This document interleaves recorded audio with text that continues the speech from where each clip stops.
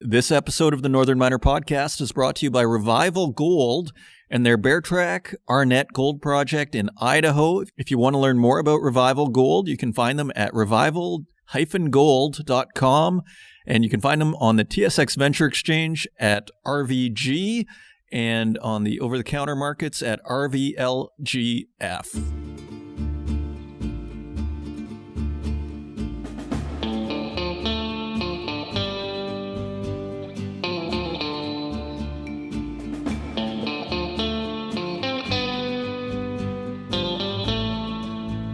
This is not over, ladies and gentlemen. Bitcoin takes it on the chin and gold comes out swinging. Another dramatic week in the markets, and what a 2021 it has been. What a 2021. And, you know, of course, everybody who's in crypto, and like I was saying in a previous episode, I'm 98% in this stuff. And I don't want to dwell on it too much. This is a mining podcast, but we're also in the investment sphere here, as we're going to see later in our featured content with Tim Gitzel's conference call from Cameco. I want to check in with him. But I did want to touch on this because we have been talking about crypto, as we should be, and this disrupting gold narrative. And it would be a little disingenuous for me to not discuss this crash after saying how great it was that it was going up and how this is a parallel financial system and this is all going to the moon. So what are my thoughts on this? Quickly, I have a lot, actually, but I'm going to be quick about it. First of all, this is not over. There is a generational component to this. And as someone who has been deeply engaged in the crypto sphere, it's like a video game, okay? It's like a financial video game. And the analogy I sort of use when I think about this, it's like the kids are playing video games and the parent comes in and says, hey, the video games are over. It's time. Here's your punishment. You're minus 40%, your minus 50% drop, and this is over. And my take on it is it's just a little too much fun. Have I stopped playing my financial video game called crypto? No. And I don't think there are those new people, the people who are hoping to just double that knew nothing about it. And I know a few of these people. What they end up doing, I'm not sure. But to go back to my analogy of the kid playing video games, do you think in a week or two the kid's going to be playing video games again? I think so. So that is one component. Like there is a whole generation, and I'm on the older side of that generation, but there is a whole generation that really is in that ecosystem and is not going back. So that's one component. Another component, think of the narrative of Bitcoin, and the implications of it are ginormous. We're talking about replacing currencies, world hyper-Bitcoinization. We all inevitably end up in a Bitcoin world where that is the standard of account, digital gold. That is the narrative. Believe it or not, that is the narrative. And Ethereum, which will be the home of the derivatives market and everything related to finance. So think of how huge that narrative is. And so I think of the hero's journey. And in the hero's journey, there is a near-death experience. Do you really think, you crypto aficionados, including myself, do you really think you're going to replace the dollar, you're going to replace the banking system, and you're not going to have a near-death experience along the way? So all to say, this is made to order. We should expect this. The only thing is you don't know when. But as Raoul Pal says, he posted some tweet from last September saying, I fully expect a 50% drawdown along the way. And he just reposted that. And I think that's the right attitude. Now, again, not financial advice. You have to make your own decisions and assess your own risk according to your own situation. But the financial video game, and this is another aspect of the financial, it's a little too much fun. It's a little too much fun. And there's no way in heck that you are going to find that generation of crypto kids going back to a 0.25% annual interest banking system. You have to understand, some of these projects have merchandise, and that people, I'm sometimes in these Telegram groups, they all have Telegram groups, and some people are requesting merchandise of their financial, investment. Could you imagine the top 5 Canadian banks where people wanted to wear merchandise, showing them on t-shirts? I mean, if you saw it, you'd automatically assume there was irony involved, right? So do you really think that they're just going to throw that away and go back to the 0.25% world that gets them nothing? So those are my thoughts. I have a lot more to say. And actually, one final point, which is really interesting. I heard on a podcast maybe 3 months ago, but it stuck with me. This idea of the crypto hippie. It's like these people who get into crypto, it does kind of change your mind a little bit. Okay, it does sort of change your worldview a little bit when you're really in it. It, like I say, sometimes it feels like you're in 2030. So it's almost like these crypto hippies. I thought it was a great term. They're not going back, So I may be wrong, but that is my take on this. So, I just see this story just popped up on CNBC. Kramer sees, quote, one more cathartic decline in Bitcoin as a buy sign to those who missed crypto craze. I agree, but we shall see. Have I sold anything? No. And final thing, why haven't I sold anything? Well, first, I believe in it. But second, I have structured my portfolio for passive income. And this is why this digital asset area is not going away. As long as the yields destroy the yields in our current financial system, that system will continue to thrive. As long as those yields continue in one form, shape, or another, the digital asset space will thrive and will continue to attract money. So for me, it's my passive income has gone down. Otherwise, it's just numbers on a screen. So I've gone long here. Now, we have an exciting show also for the speculators. I want to check in with Tim Gitzel of Cameco. We checked about a year ago. We learned a lot about their strategy, and I just wanted to check in. And not too much has changed, but it was interesting to just get the numbers and just to get an update and see where everything is in the uranium market. And ultimately, the long story short is Tim Gitzel does see uncertainty in the uranium supply coming and a bit of a supply crunch. He doesn't use that word. He says improving fundamentals, but when you listen to what he says, it sounds like a supply crunch is coming in the 2030 area of pretty dramatic proportions. So there's uncertainty in supply while there is increasing certainty in demand. Larger nuclear fleets, when you hear the numbers on China, it's quite something. So again, this is not packaged like this is raw conference call, but Tim Gitzel is an excellent speaker, so it's easy to listen to. And you're going to walk away with a pretty good understanding, at least from Tim Gitzel's point of view, of what's going on in the uranium market. So lots to look forward to. And finally, we had a great global mining symposium. We're going to start posting those in future episodes. Really interesting commentary. We're going to get the McKinsey commentary in our first story here, a story by Carl A. Williams. So lots going on. And finally, you have only a few more days to nominate someone for the Canadian Mining Hall of Fame.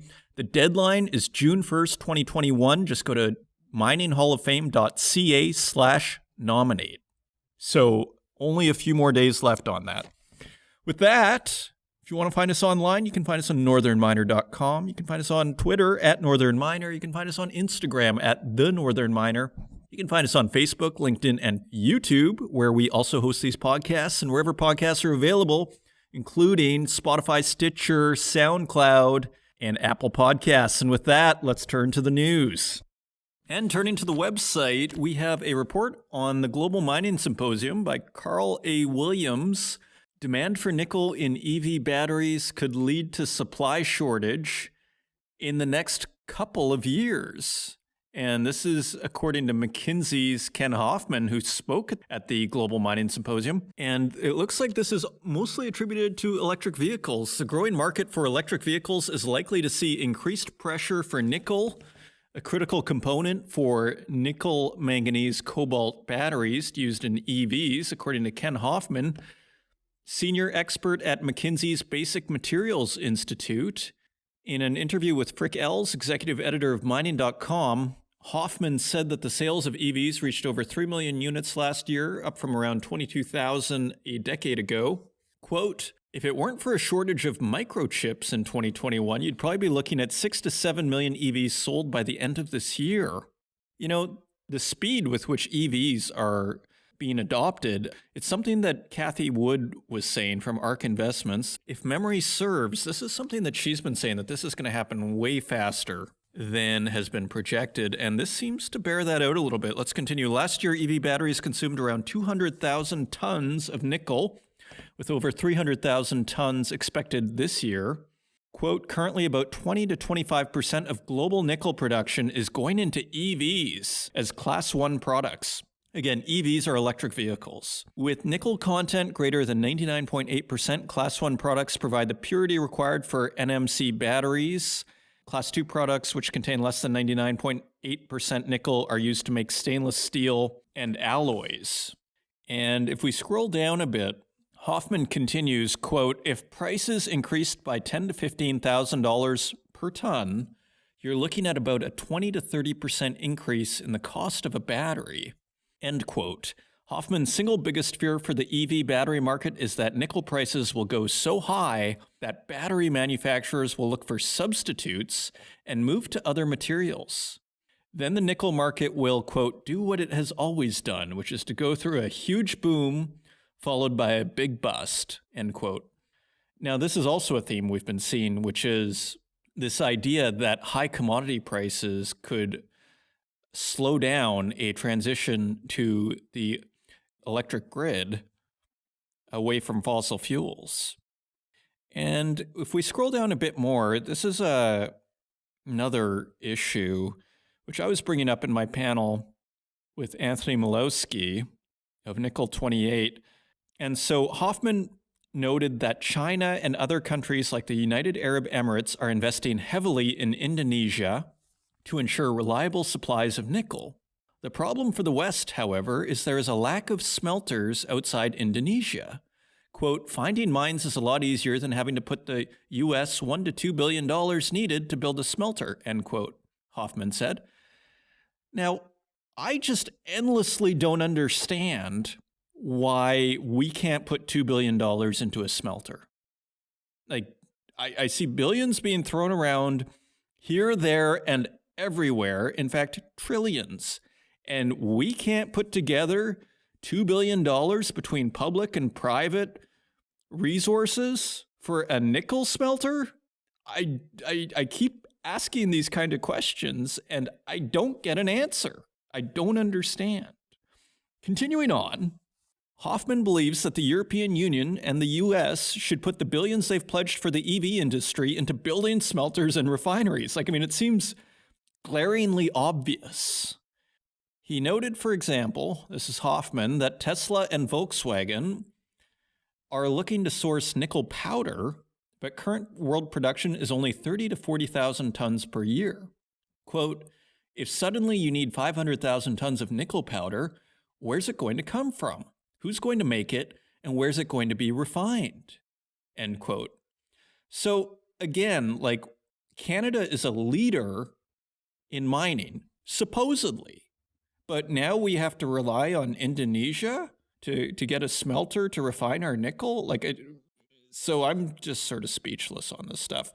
Anyways, So you can read more in depth. It's a really great article by Carl A. Williams by what was a really great talk at the Global Mining Symposium last week. So you don't want to miss these things. We're going to have another one. These are quarterly, and you can see they just get awesome guests. So moving right along, the pandemic has reduced mining capex expenditures by 8% in 2020, according to a report by S&P Global Market Intelligence.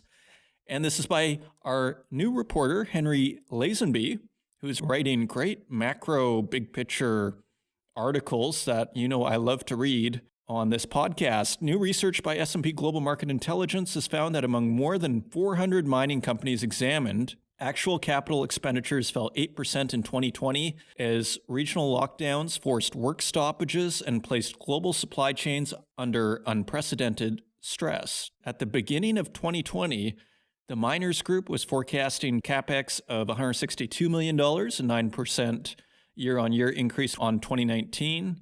But as the pandemic impacted the sector, miners revised their spending plans 4% lower to $156 billion for the year, still well above 2019 levels. So, $6 billion lower. And then, as the pandemic tightened its grip on miners, they struggled to hit the revised plans, with actual spending in 2020 coming in at $149.5 billion, 8% and 4% lower than pre-COVID-19 and COVID-19 revised forecasts, respectively, and slightly lower than 2019 reported spend. I say not bad. Let's not forget what happened to the markets a year ago. The stock market crash. That was a good 2.5 weeks of panic, maybe 2 weeks of, 1,000-point declines on the S&P 500 is what it felt like. It was pretty dramatic. Maybe it wasn't that bad, but it was pretty close. Maybe it was worse on some days. So if mining capex drops 8% from pre-COVID-19 projections, sounds like, if anything, they hit a little speed bump, which is pretty amazing. It just goes to show how resilient the mining sector was and how important it was during this pandemic. So continuing, S&P points out the global recovery is already underway, forecasting global gross domestic product growth of 5.5% in 2021, and capital spending is expected to increase significantly. 2021 is forecast at $176 billion, up 18% from 2020 and 2019 spends. This results from delayed programs resuming and general ramp-up in activity spurred by solid metal prices. So you can go in depth on that on northernminer.com. Pandemic lops 8% off mining capex spend in 2020. And continuing on, this is a story we've also been following on the podcast. Centerra is suing their former director over the Kumtor mine expropriation. So this is by Cecilia Jamasmi, and let's just take a closer look at this. Centerra Gold has sued the new external manager of its Kumtor mine, which was seized by Kyrgyzstan last weekend, claiming that he conspired to steal the asset from the company while he was a director. The Toronto-based miner alleges that former board member Tengiz Bolturuk secretly cooperated with Canadian and U.S. lawyers, as well as with the government of Kyrgyzstan, to stage the mine expropriation. In the suit, filed in the Ontario Superior Court on May 20th, Centerra claims that Bolturuk, a dual Canadian and Kyrgyz citizen, breached his duty of loyalty and confidentiality to the company by going behind its back. Bolturuk joined the board of Centerra in December 2020 and resigned on May 17, 2021, 2 days before Kyrgyz authorities announced he had been appointed as, quote, external manager of the miner's wholly owned subsidiary, Kumtor Gold Company, which operated Kumtor until its seizure. So he is now the external manager for the seized asset. Yeah, so, wow. Centerra also claims that prior to the seizure of the mine, state-owned company Kyrgyzaltyn JSC tried diverting $29 million to an authorized bank account using forged payment instructions sent to a third party. Remember that story from last week? It was an anti-Bitcoin story where the gas processing plant was seized by hackers, and they used Bitcoin to give the ransom, and that's really unusual.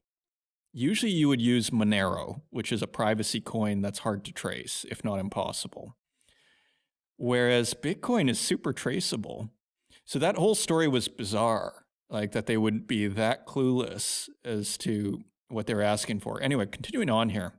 Kyrgyzstan has said it took control of the Kumtor mine because of the, quote, abdication of its fundamental duties of care, end quote, by Centerra, charging that it had suspended deliveries of materials needed to operate the mine and had disabled, quote, critical sensors, end quote, used to monitor the stability of the mine and the movement of nearby glaciers.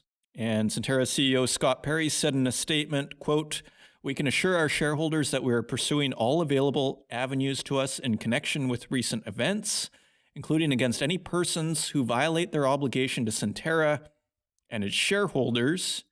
In the meantime, to deflect attention from their unprecedented and unprovoked seizure of the Kumtor mine, Kyrgyz officials and Mr. Bolcheruk continue to make unjustified claims related to environmental and safety conditions. So there you have it, the latest on the Kumtor mine. Very dramatic stuff. And quick look at this SQM story. There are fears of higher taxes in Chile. Nevertheless, SQM, the world's number 2 producer of lithium, is moving ahead with their expansion. And this is by Cecilia Jamasmi.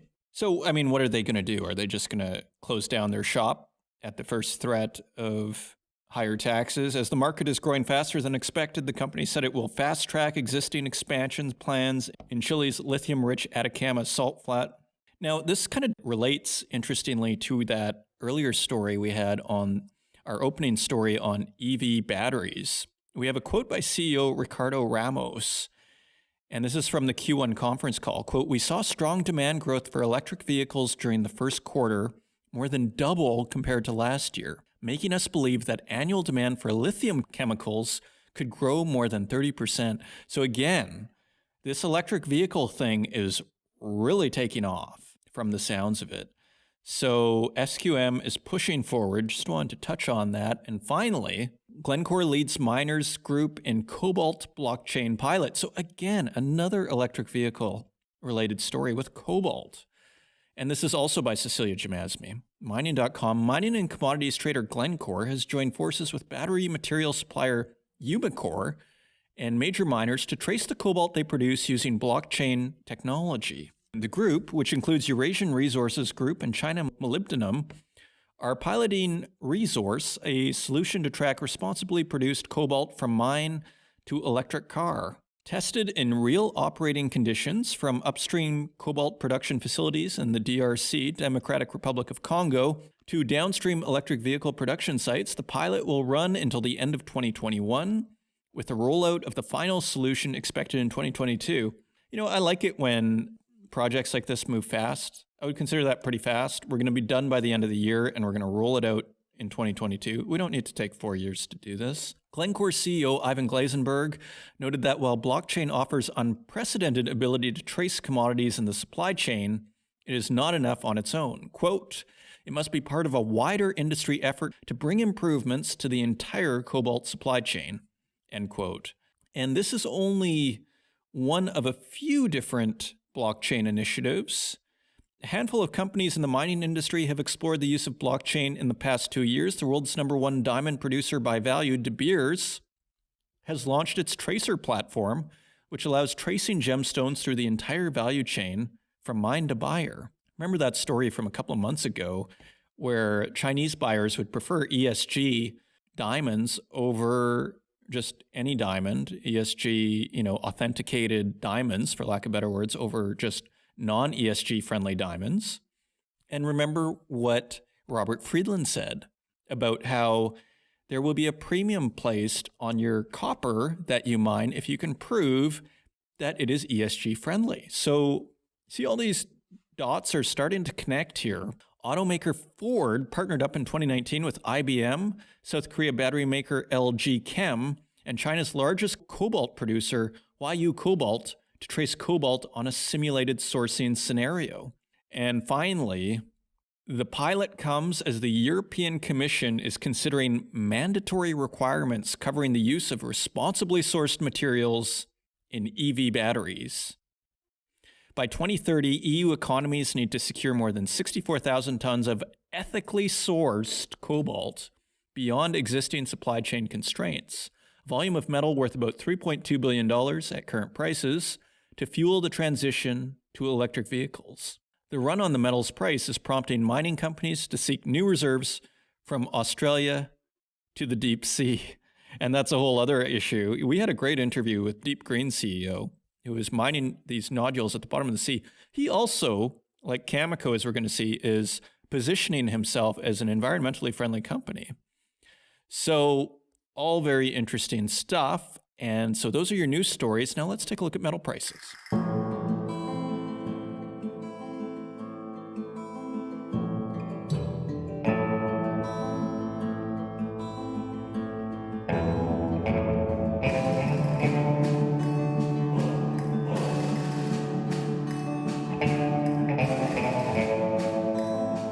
And turning to metal prices, we'd like to thank our friends at mining.com/markets for providing us with these prices each and every week. And on May 25th, gold is trading at $1,885.44 per ounce. That is $18 higher than last week's quote. Silver is trading at $27.73 per ounce. That is 73 cents lower than last week's quote. Platinum is trading at $1,182.17 per ounce. That is $49 lower than last week. And palladium is trading at $2,762.25 per ounce. That is $176 lower than last week. And turning to our industrial metals, copper is trading at $4.54 per pound. That is 7 cents lower than last week. Aluminum is trading at $1.09. That is 2 cents lower than last week. Lead is trading up 4 cents at $1.01 per pound.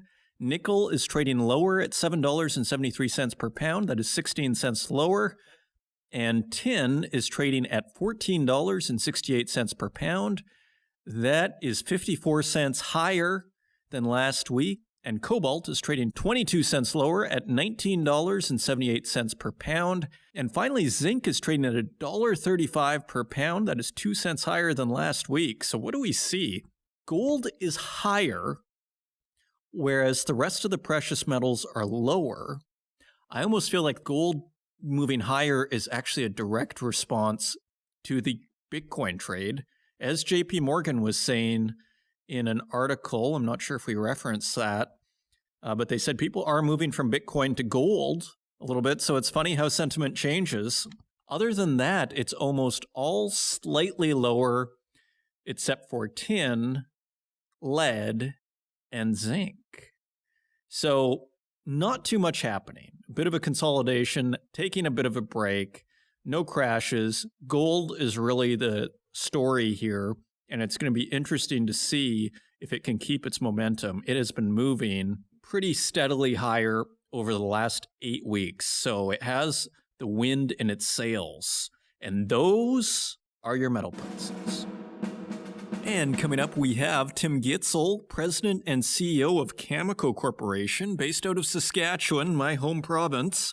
And another really interesting conference call, which positions Cameco as Canada's first net zero mining company. So you see they continue with the environmental angle and also some very interesting insights on supply and demand, and in a way that you can only get from a uranium company. Again, as Gitzel has said on a previous conference call, it's a very opaque market. And finally, he also discusses how there is more certainty in the demand for nuclear power in the new nuclear reactors that are being built in China and in other jurisdictions, yet the supply is much less certain, leading to what looks like a bit of a supply crunch in 2030. Anyway, you can listen for yourself I hope you enjoy it, and we will see you on the other side.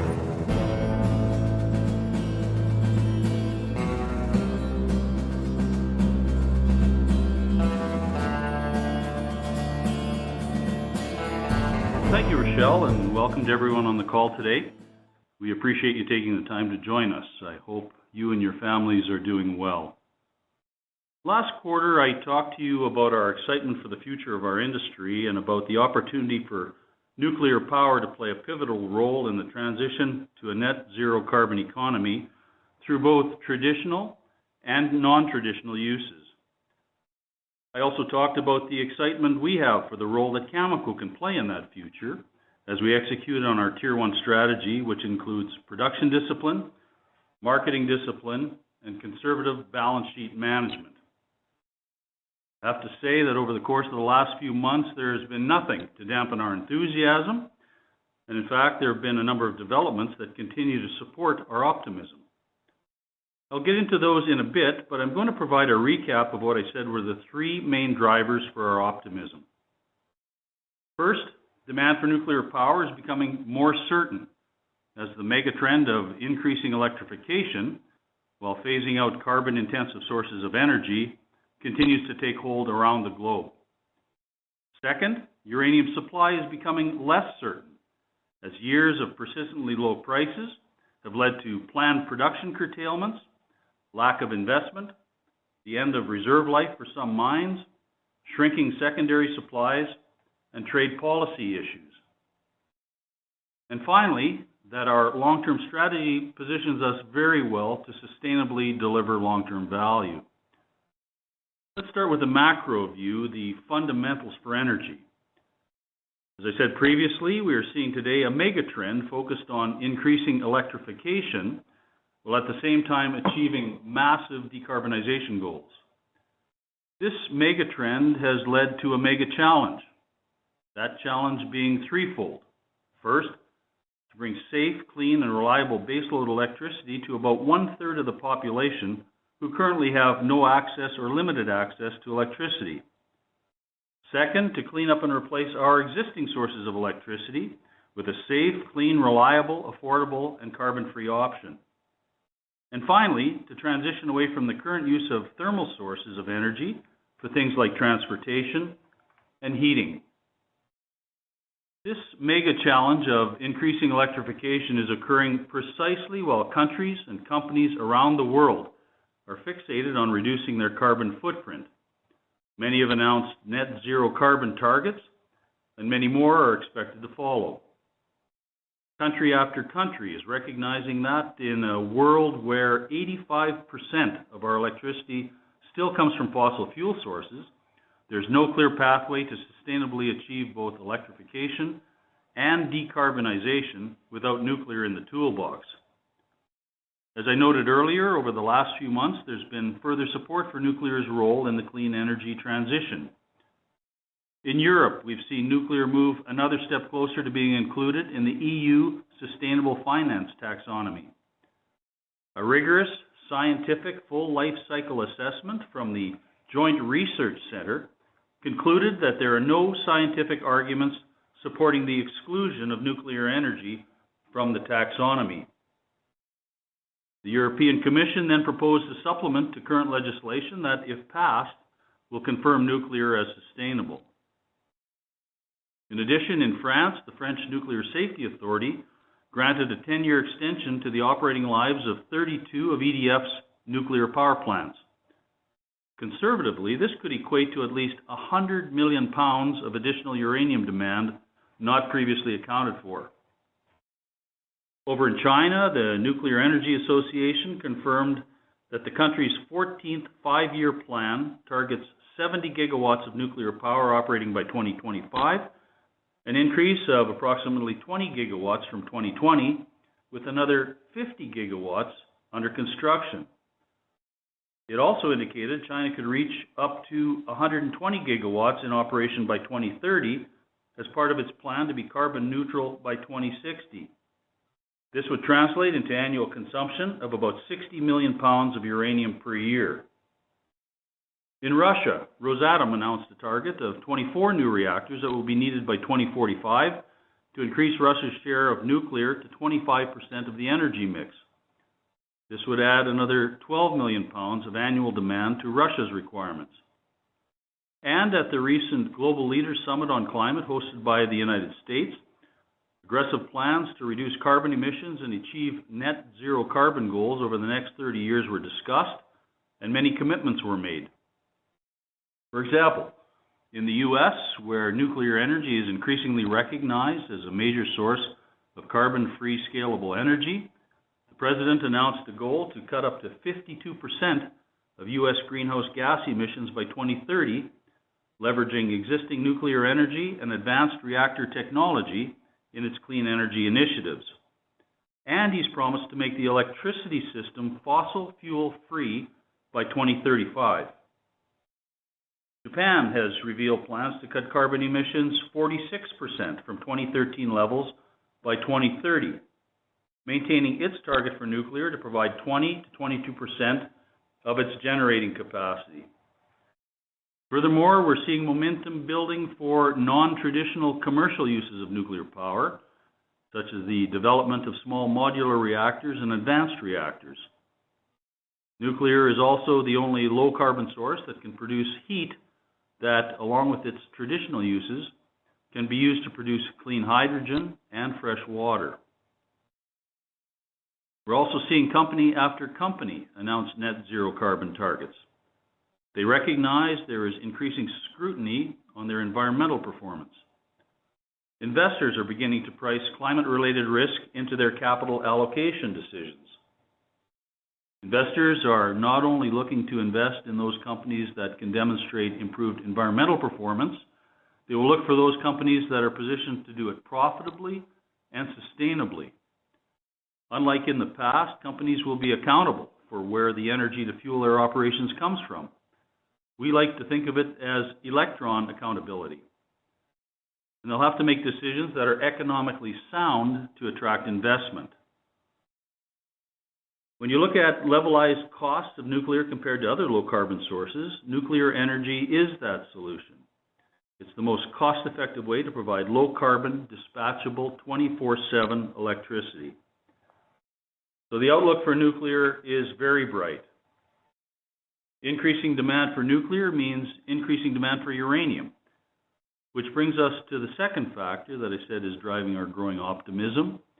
Demand for uranium is rising at precisely the same time that supply is becoming less certain. One of the indicators we look at to illustrate the opportunity is uncovered requirements. We know that utilities have not been replacing what they consume annually under long-term contracts. This has led to a growing wedge of uncovered uranium requirements. That wedge is now bigger than it was back in the early 2000s, which was another period of complacency. There are only a couple of sources for this information. If we look, for example, at UxC, which tends to be the most conservative view, they show that global cumulative uncovered uranium requirements are about 1.4 billion pounds to the end of 2035. If we back that up to when it's needed to be contracted, produced, and delivered, the challenge is to buy 1.4 billion pounds by 2030. That would require 140 million pounds of long-term contracting per year starting in 2020. Last year, we saw 50 million pounds placed under long-term contracts, so that demand is piling up in a future window. Keep in mind, this is just traditional demand we're talking about. It does not consider any of the alternative uses of nuclear I talked about earlier. We're also seeing increased demand for uranium from financial players, the junior uranium companies, who recognize that statistically, the current uranium price has a much greater likelihood of going up than down. And this view is supported by the fundamentals. The growing uncovered requirements are occurring at a time when there are some big question marks about where the uranium will come from to fuel the world's expanding nuclear fleet. Cameco's supply curtailments alone, both planned and unplanned, along with our purchasing activity, have resulted in at least a 145 million pound swing in the supply fundamentals since 2016. Since the end of 2020, we've seen 2 long-term producing mines come to the end of their reserve life. The loss of the Ranger mine in Australia and the Cameco mine in Niger will further reduce supply by about 7 million pounds per year. And our Cigar Lake mine is done about 8 years from now. So right in that 10-year contracting window we're talking about. That's another 18 million pounds per year gone. Given the timelines it takes, we should be investing now to replace that lost production, but at today's prices, that makes 0 sense. In addition, as a highly trade-dependent commodity, government-driven policies can be particularly disruptive for the uranium market. Due to persistently low prices, we've seen planned supply curtailments, lack of investment, the end of reserve life for some mines, and shrinking secondary supplies, all of which have been amplified more recently by unplanned supply disruptions due to the COVID-19 pandemic. Consequently, primary supplies become concentrated. It's concentrated geographically, with about 80% of primary supply coming from countries that consume little to no uranium, and nearly 90% of consumption occurring in countries that have little to no primary production. And it is highly concentrated by producer, with about 70% of primary production in the hands of the top 5 producers and about 80% in the hands of state-owned entities. So we believe that in the current market, the risks to uranium supply are far greater than the risks to uranium demand. These are the fundamentals that get us up in the morning and why we remain a pure-play supplier of the uranium fuel needed to produce clean, carbon-free baseload electricity. Which brings me to the final factor driving our optimism, our strategy, and why we remain committed to doing what we said we would do. Let me remind you what it is that we said we would do. First and foremost, and this is where it starts for us, we're focused on protecting the health and safety of our workers, their families, and their communities. We're doing that. Every day we make decisions about how best to manage our operations and protect and support our workforce through the pandemic. In December, the trends we were seeing in the COVID-19 pandemic caused us to proactively pause Cigar Lake production for a second time, as concerns about the availability of workers in critical areas was increasing. During the temporary shutdown, we put further COVID-related protocols in place.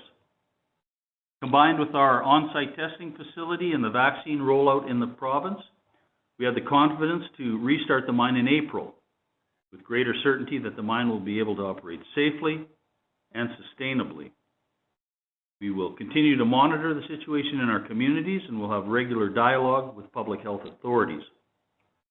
Pandemic or no pandemic, the health and safety of our workers will always be our priority.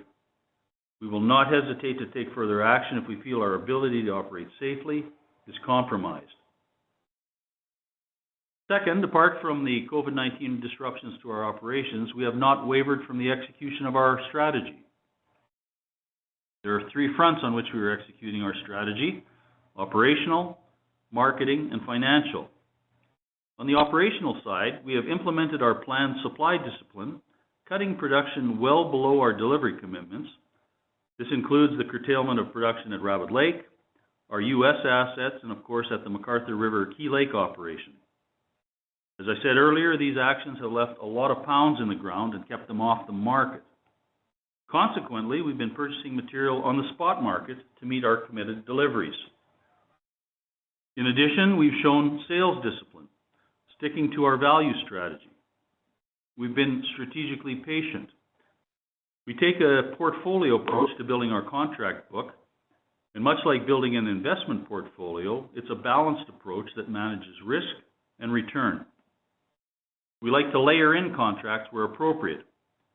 We want to ensure we support the operating costs of our assets while not committing our Tier 1 pounds too far in the future under contracts that won't generate an appropriate portfolio return, and we do not want to exhaust our Tier 1 assets in a low-price environment. And we're seeing our patience pay off. In April, we successfully finalized and executed a number of sales contracts which had been under negotiation, adding 9 million pounds to our long-term contract portfolio, which together with recent long-term contracting totals almost 60 million pounds. And we continue to have a large pipeline of uranium business under negotiation. In fact, we continue to see off-market interest growing, and historically, it has been a leading indicator of broader demand for long-term contracting. We're having conversations with our biggest and best customers.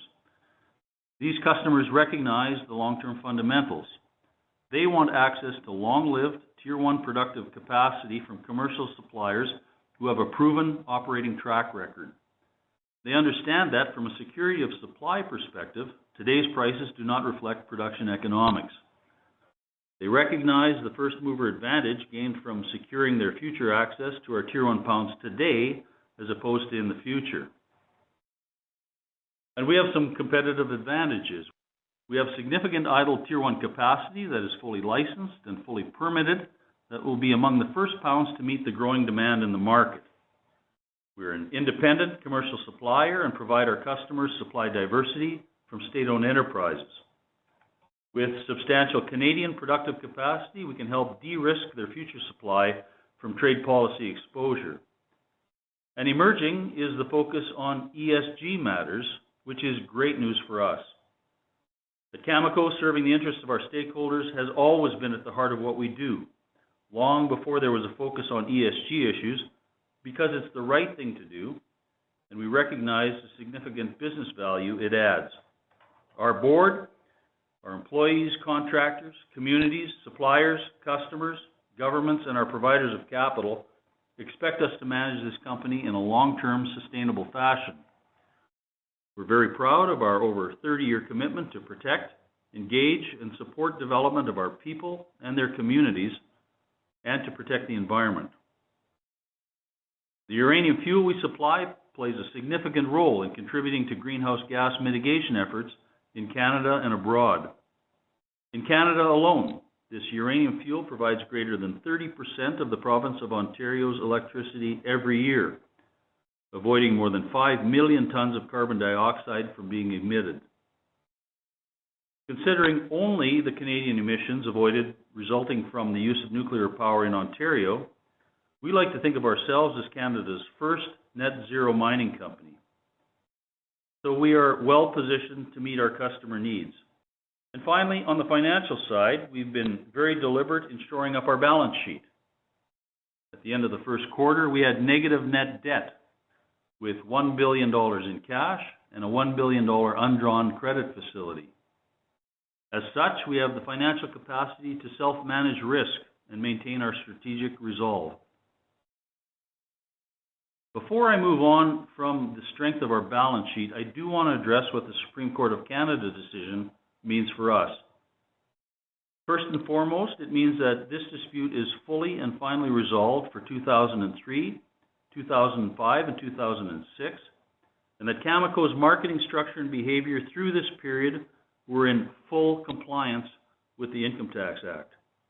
In other words, Cameco followed the law, and it was the CRA and its reassessments that were offside.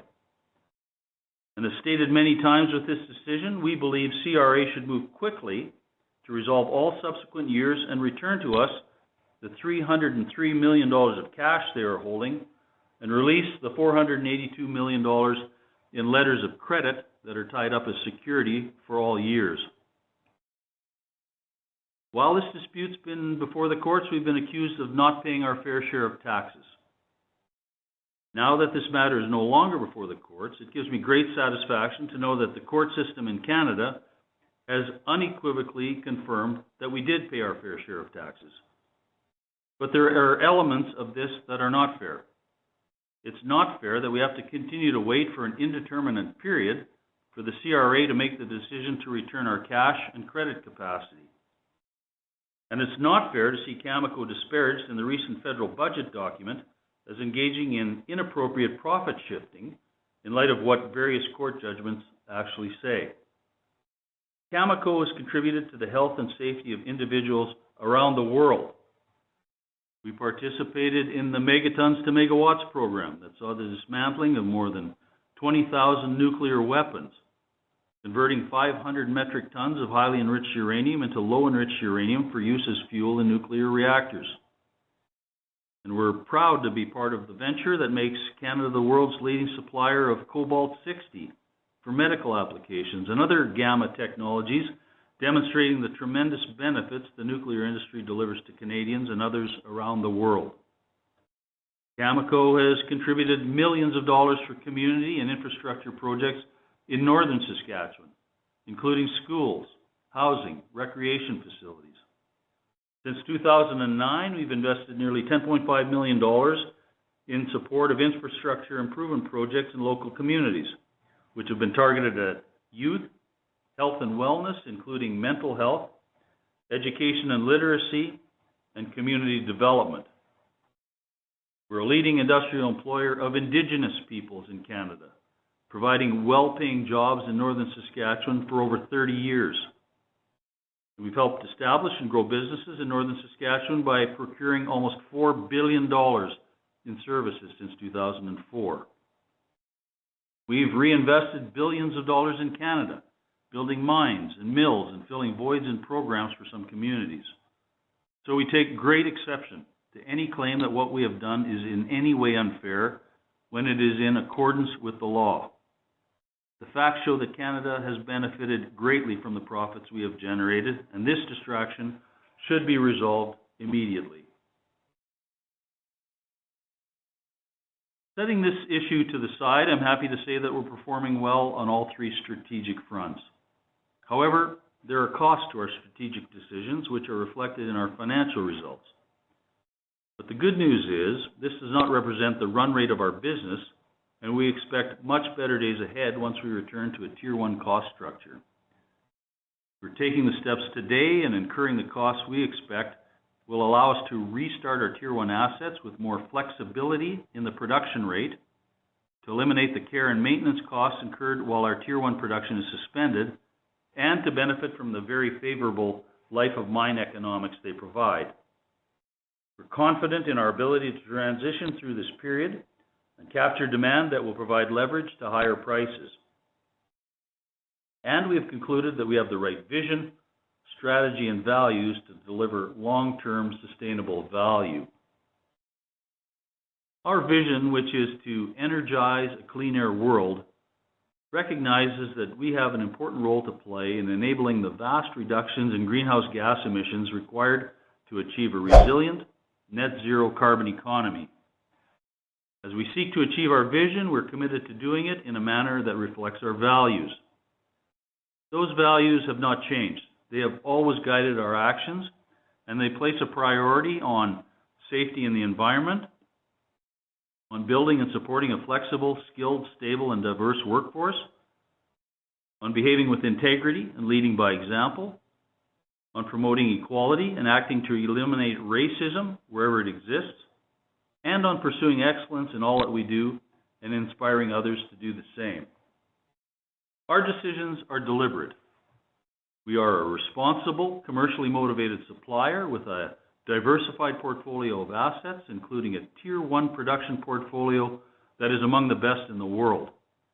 We're well positioned to take advantage of a market where demand for nuclear power, both traditional and non-traditional, is growing, where we believe the risk to uranium supply is greater than the risk to uranium demand, and where we believe our strategic decisions and strategic patience provide us with resiliency in the face of unprecedented challenges and will result in the rewards that will come from having low-cost supply to deliver into a strengthening market. So thanks for joining our call today, and operator, with that, we would be happy to answer any questions.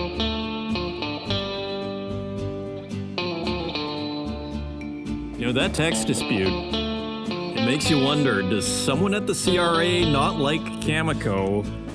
Who knows? Pure speculation here, but it sure makes you wonder. Thank you for once again joining us on the program. If you'd like to help support the podcast, leave us a review in the Apple Podcast directory, and otherwise feel free to share it with your friends. And until next week, take care.